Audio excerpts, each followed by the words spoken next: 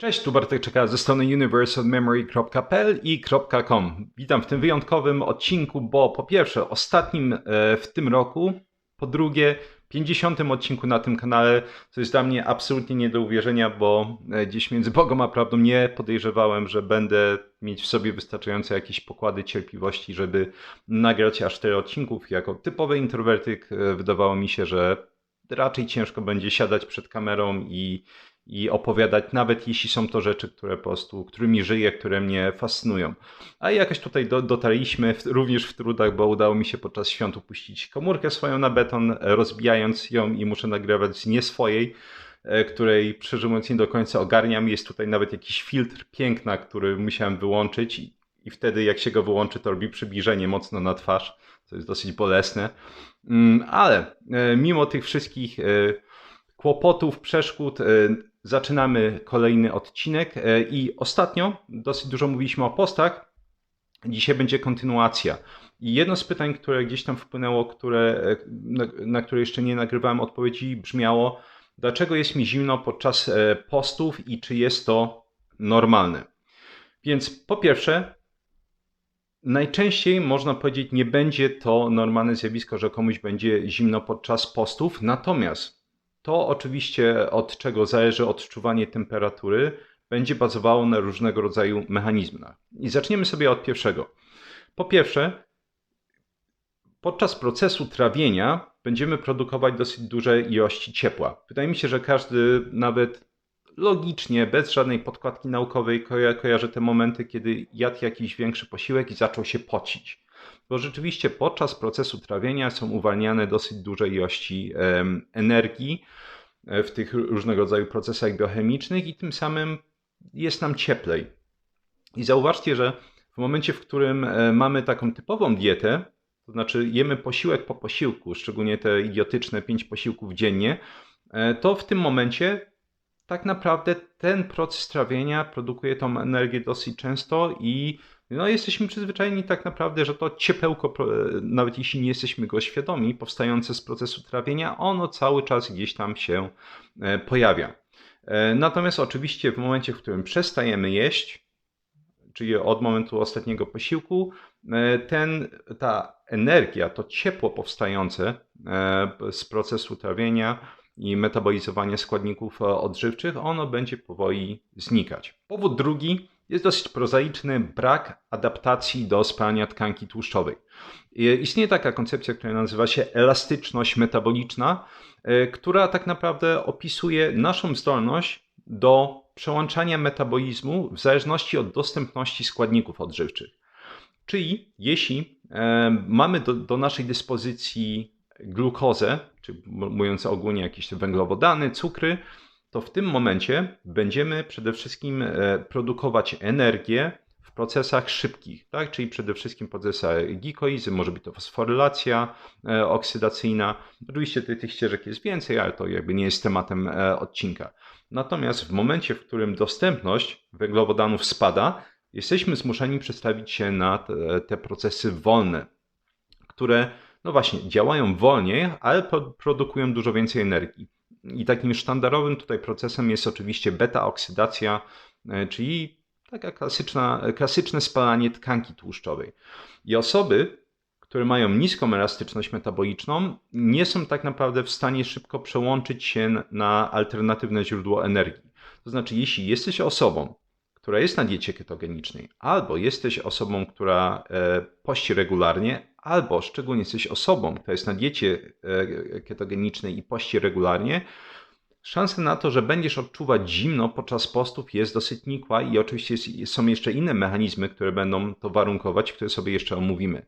Natomiast jeśli jesteś, że tak powiem, osobą nową, żeby nie powiedzieć świeżakiem, jeśli chodzi o dietę ketogeniczną i posty, to może się okazać, że nie jesteś w stanie szybko przełączyć się między procesami szybkimi produkcji energii, a procesami wolnymi. Czyli kiedy brakuje węglowodanów, twój organizm tak naprawdę jest lekko zardzewiały i przełożenie tej dźwigni z metabolizowania węglowodanów na spalanie czy oksydację tkanki tłuszczowej jest dosyć powolne.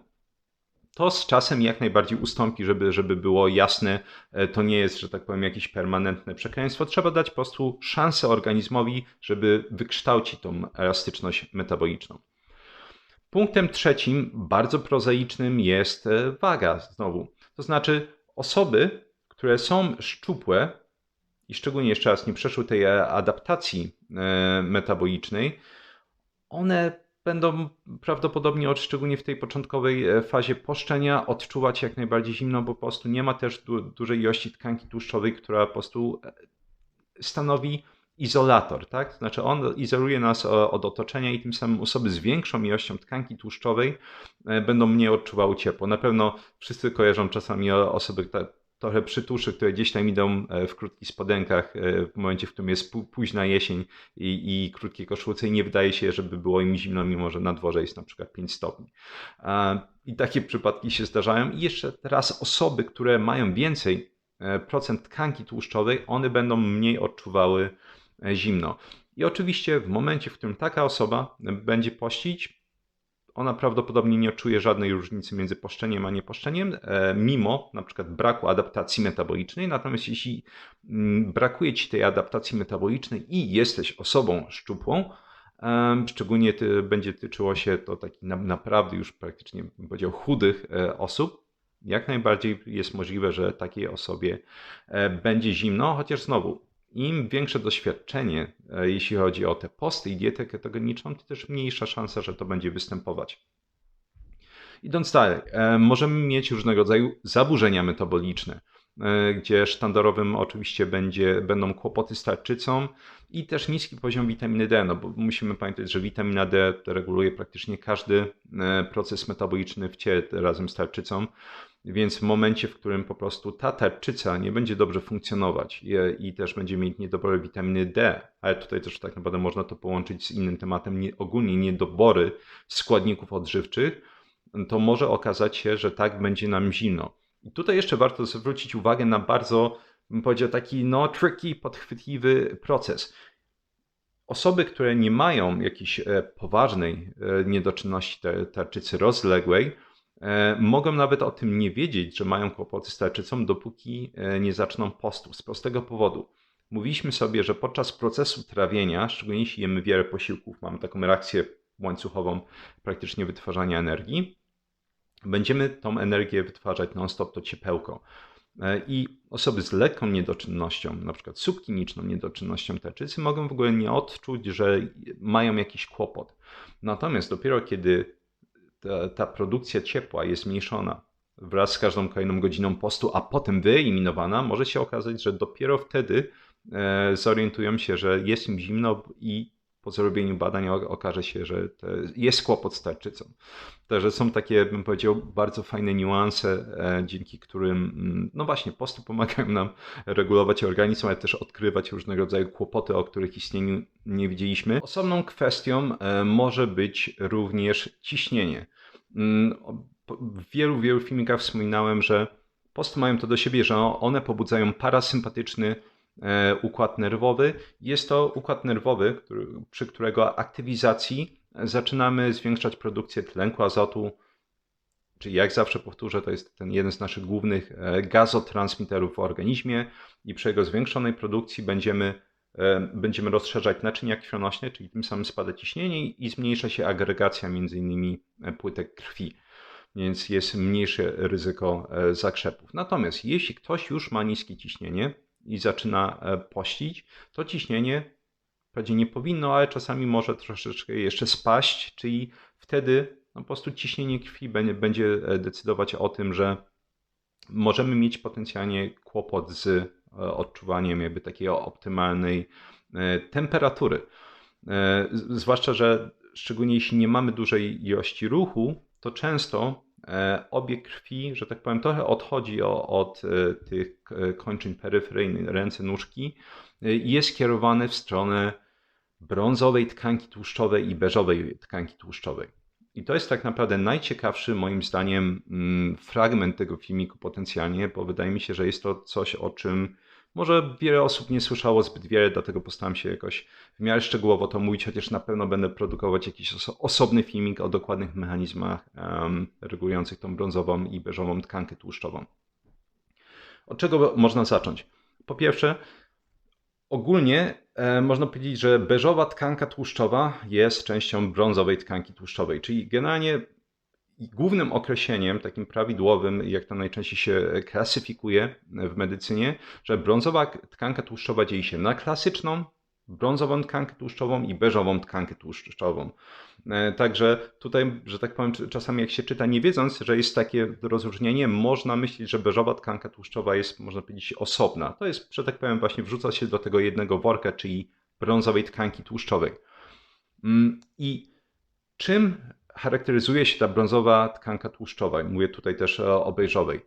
Ona, w przeciwieństwie do białej tkanki tłuszczowej, czyli to white adipose tissue, to biała tkanka tłuszczowa, można powiedzieć, magazynuje energię, tak? Czyli generalnie jemy za dużo i ogólnie można powiedzieć, że ta biała tkanka tłuszczowa będzie naszą bateryjką, tak jak to mówię, wokół pasa gdzieś, czyli też innych miejsc i ona jest używana oczywiście, żeby potem produkować z niej energię, kiedy tej energii brakuje, czyli innymi słowy właśnie to będzie dochodzić do tego procesu beta-oksydacji, o którym już mówiliśmy, z którego będziemy produkować znaczne ilości energii. Natomiast brązowa tkanka tłuszczowa jest, bym powiedział, niesamowicie wyjątkowa. Ona nie magazynuje energii, ona wytwarza energię i wytwarza przede wszystkim, można powiedzieć, wytwarza ciepło.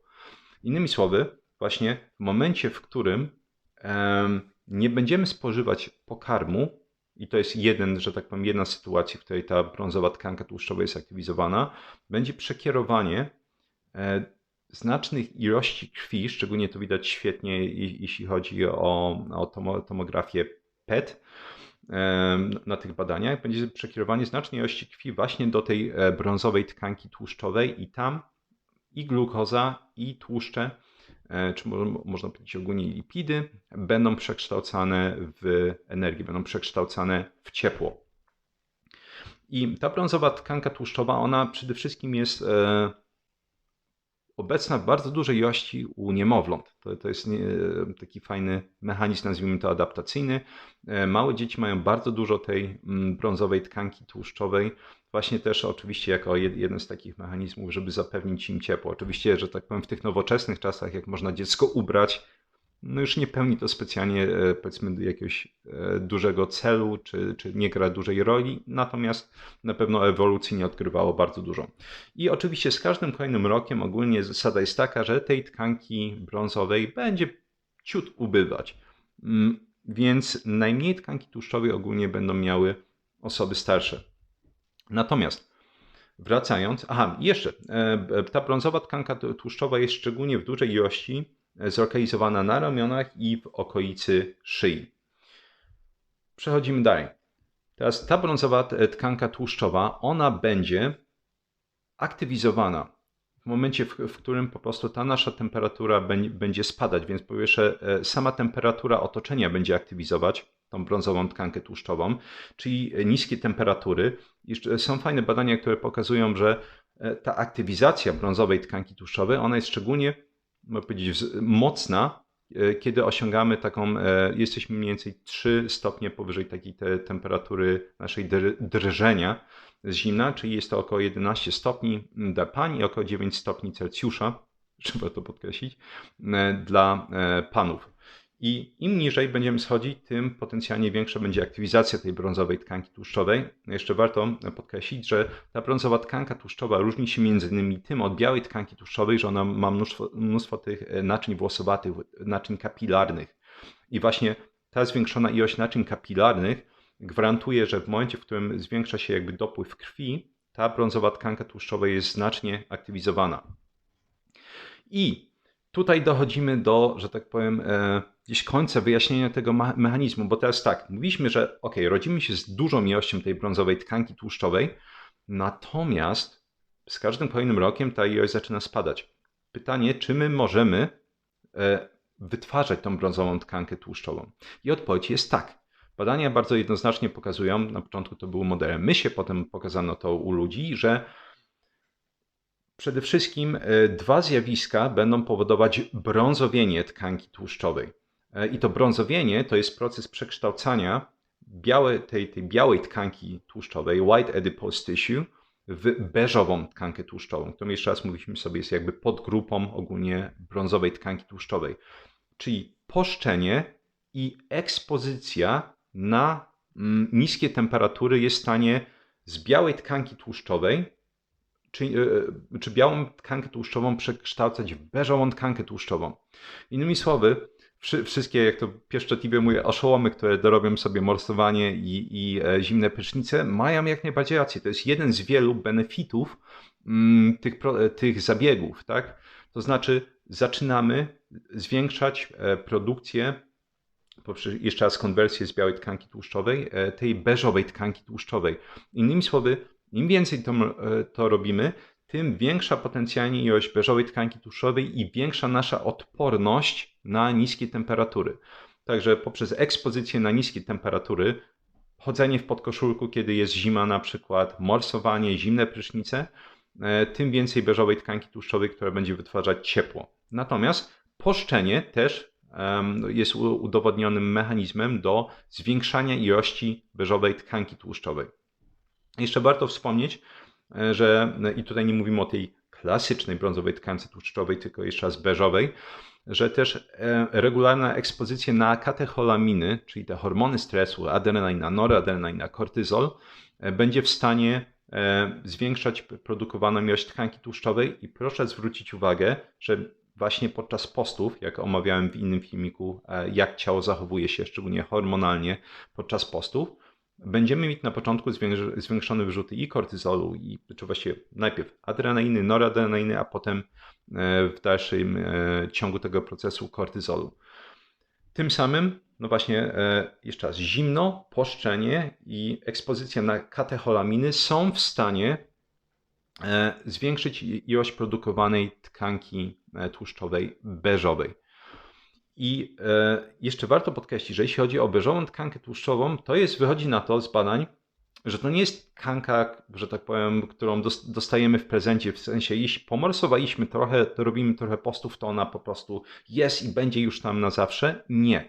Okazuje się, że jest to tkanka, która działa podobnie jak mięśnie. Jeśli chcesz mieć większą ilość tkanki mięśniowej, musisz po prostu tak naprawdę poddawać, nie dość, że oczywiście odżywiać się, dbać o regenerację, to jeszcze musisz oczywiście poddawać mięśnie regularnie stresorom. I dokładnie tak samo jest z beżową tkanką tłuszczową. Mianowicie, jeśli będziemy mieć tą ekspozycję na zimno, jeśli będziemy pościć, jeśli będzie więcej tych katecholamin, to wtedy jak najbardziej ta tkanka beżowa będzie utrzymywana. Natomiast to nie będzie prawdziwe, jeśli będziemy to robić raz na jakiś czas, albo robimy to tydzień, nie robimy 4 miesiące. Wtedy ta ilość beżowej tkanki tłuszczowej, czy ogólnie mówiąc brązowej tkanki tłuszczowej, będzie utrzymywać się na niskim poziomie. No i właśnie, i będzie nam zimno. I teraz możemy sobie wrócić tak naprawdę do początku i podsumować, dlaczego właśnie wiele osób nie będzie odczuwało, które są przyzwyczajone do spalania tkanki tłuszczowej, czyli przeszły tą adaptację tłuszczową czy metaboliczną i poszczą regularnie, dlaczego im najczęściej nie jest zimno. Bo mają więcej tej brązowej tkanki tłuszczowej, mówiąc ogólnie, więc produkują więcej ciepła, są w stanie bardzo szybko przestawić się z zasilania organizmu choćby węglowodanami na zasilanie organizmu beta-oksydacją, więc oksydacją tkanki tłuszczowej, czy ogólnie lipidów. I to jest właśnie i oczywiście jeśli szczególnie mają dobrą dietę, to też ciężko będzie o jakieś kłopoty metaboliczne, tak? Kłopoty z tarczycą, czy niedobory choćby witaminowe, czy ogólnie można powiedzieć składników odżywczych. Więc właśnie dlatego najczęściej większość osób, które odczuwa zimno podczas postów, to są osoby, które są tak naprawdę niezaadaptowane do tych mechanizmów, które sobie omówiliśmy. Ewentualnie mogą one wciąż odczuwać zimno, jeśli mają długi post i mają niski poziom tkanki tłuszczowej, ewentualnie niskie ciśnienie. Wtedy może okazać się rzeczywiście, że to zimno będzie odczuwane, natomiast że tak powiem, mała cena moim zdaniem za ogrom korzyści, które przynosi ze sobą poszczenie. Tyle z mojej strony. Dzięki serdecznie za wysłuchanie odcinka. jeśli masz postanowienia noworoczne, żeby zacząć jakiś ciekawy projekt z nauki, polecam mój kurs Kuźnia Ekspertów, czyli jak samodzielnie nauczyć się dowolnej dziedziny od A do Z. Jak zapamiętywać, tworzyć zrozumienie informacji, wdrażać je w praktyce, nawet jeśli nie mamy jeszcze praktycznego doświadczenia. I jak tak naprawdę skutecznie przyswajać wiedzę. I kurs odbywa się pod moją opieką merytoryczną oczywiście. Polecam również kurs Vocabulary Labs, czyli laboratoria słownictwa, czyli jak uczyć się samodzielnie języków od A do Z, by nie wydawać w kółko pieniędzy na korepetycje, korepetytorów, szkoły językowe, podręczniki, fiszki papierowe, takie, siakie, aplikacje. Jak nauczyć się po prostu przyswajać język od A do Z samodzielnie i potem robić to za darmo. I kurs ponownie odbywa się pod moją opieką merytoryczną. Jeśli interesuje Cię ściągnięcie fiszek do tych informacji, które opisywałem w tych innych filmikach, polecam zostać patronem kanału. Link znajduje się w opisie i jestem dostęp też dla forum, do forum dla patronów, gdzie można mi zadawać pytania i oczywiście tych fiszek z informacjami archiwalnymi z poprzednich odcinków jest już mnóstwo na ten moment. Jeśli interesuje Cię analiza badań naukowych, języki, zapamiętywanie, polecam zapisać się do mojego newsletteru, gdzie w formie już pisemnej publikuję różnego rodzaju informacje, chociaż częściej jeśli chodzi właśnie o języki i pamięć, a nie medycynę. Link znajduje się w opisie. Jak zawsze badania znajdują się w opisie. 3 piosenki rockowe w pierwszym przypiętym komentarzu na górze, żeby miał spędzić czas również po wysłuchaniu odcinka.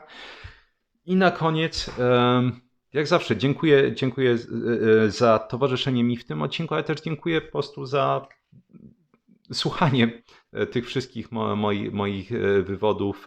Cały ten rok jest to tak naprawdę pierwszy rok, który spędziłem na YouTubie aktywnie gdzieś tam. Na koniec 2021 pierwsze filmiki zacząłem publikować, a jest to tak naprawdę ten rok pierwszym prawdziwym rokiem, jak publikuję na YouTubie. I dzięki za wszystkie miłe słowa, za te złe słowa też, z których mogłem wyciągnąć coś, żeby poprawić jakość produkowanych przeze mnie filmików. Dzięki za towarzyszenie mi, sugestie.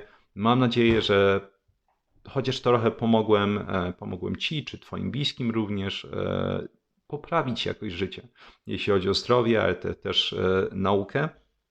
I życzę Ci wszystkiego pięknego w nowym roku. Najczęściej mówię spełnienia czy realizacji celów, a nie spełnienia marzeń. Marzenia to są gdzieś takie mrzonki, które często nie traktujemy poważnie, a jeśli masz cel, to już jest coś, co można realizować strategicznie. Więc życzę Ci realizacji celów, dużo zdrowia, szczególnie jeśli go nie masz, ale też po prostu szczęścia, spokoju ducha i zwykłej ludzkiej radości. Myślę, że następny rok będzie niesamowity, jeśli chodzi o rzeczy, które będą się działy na kanale.